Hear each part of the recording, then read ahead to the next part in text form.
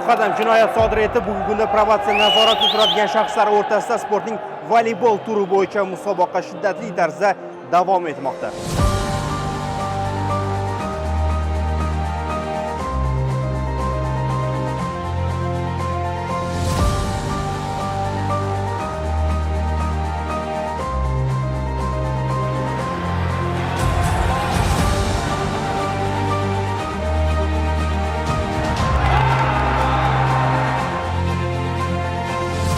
Shiddatli bahs kechyapti, ko'rib borayotganingizdek, o'yin juda ham qizg'in.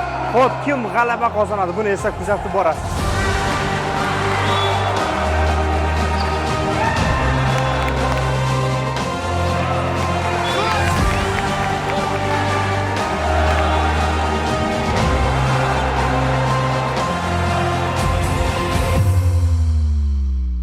Ayni paytda taqdirlash marosimi boshlandi va ma'lumot o'rnini aytamiz.